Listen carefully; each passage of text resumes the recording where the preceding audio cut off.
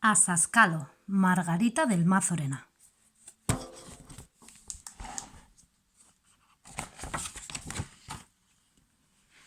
Eta Arkaitz Goikoetxeak egindako itzulpenarekin. Bazen behin, asti bat. Etxe zulo zahar batean bizi zen, herriaren ondotik igarotzen zen, errekaren beste ertzean ageri zen, mendiaren beste aldean zegoen, basoaren beste muturrean. Azazkalo zuen izena. Azazkalik sekula mosten ez zuena, eta labanak bezain zorrotzak zituena. Asti normala zen Azazkalo, astikeria normalak egiten zituena, osagai normalekin, zapomiak, eulizangoak, armamukiak.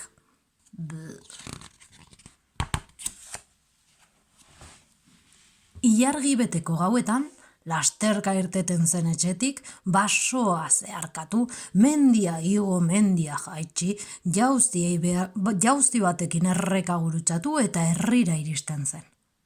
Aurrak harrapatzera joaten zen bere biltegira eramateko, eta guztiak gustatzen zitzaizkion.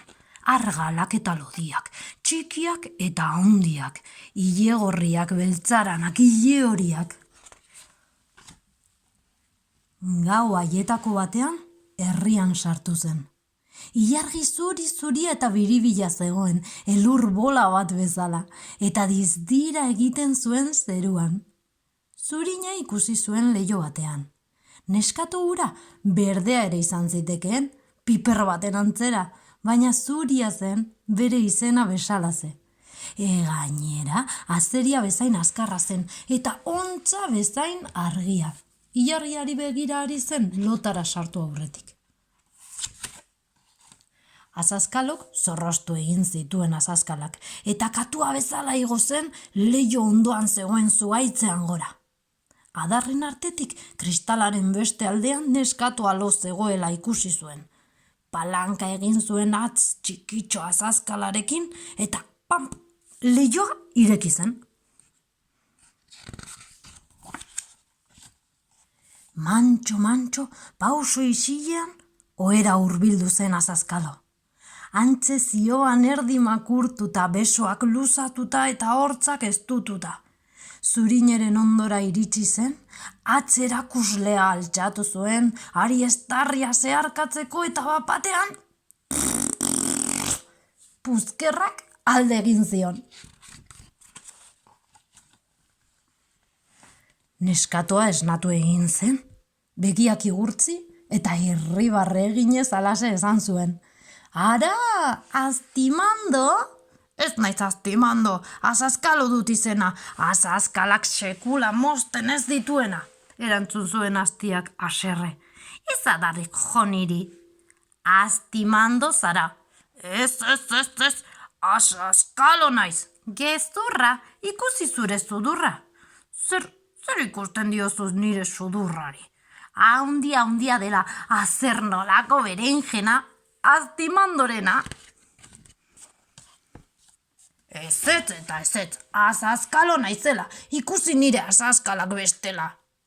Ez ezan gezur gehiago, zure hortzak ikusi besterik ez dago.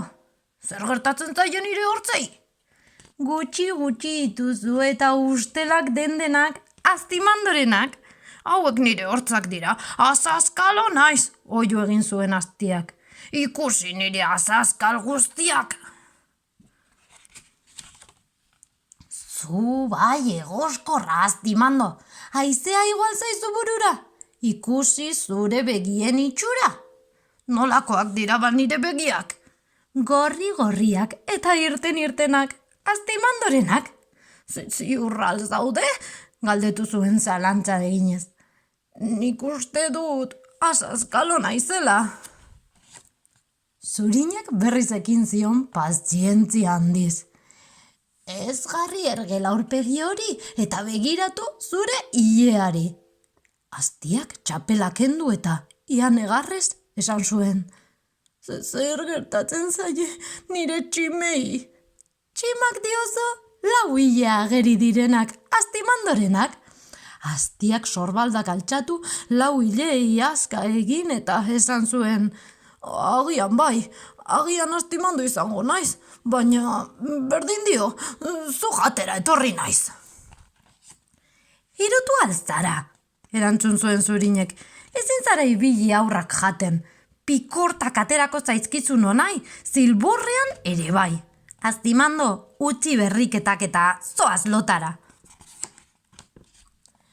Aztiak usaindu egin zuen Zurine eta goseak akabatzen zegoenez aurpegia miazkatu zion. Une horretantxe, pikorta bat atera zitzaion mihiaren puntan, oliba baten neurrikoa. Aztimando naiz, oio egin zuen, azti ederra eginanago alafede, ez naiz oroitzen nire izenaz ere. Aurpegia oker eginda leihotik salto egin zuen, herritik irten jauzi batekin erreka gurutzatu, mendia igo, mendia jaitsi, basoa zeharkatu eta etxera iritsi zen.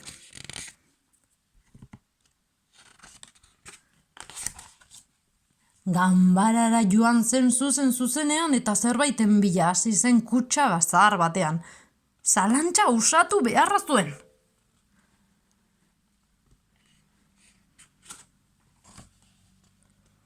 Orduan bere sudurra ikusi zuen. Bere ingena bezain handia, bere hortz kraskatu eta ustelak, bere begi gorri eta irtenak, eta buruko lau hileak. Hau marka, aztimando naiz, azaskalo nintzela uste nuen. Moztu egin beharko ditut azaskalak, esan zuen erdietxita. Eta alabazan, edo ez bazan, sardadilla kalabazan, zeren Zurinek gure neskago oso eta prestuak, txukun utzi baitzizkion eskuak. Eta bukatzeko, aholku bat, ezaztu noizean behin komeni dela ispiluaren aurrean jartzea. Agur, agur!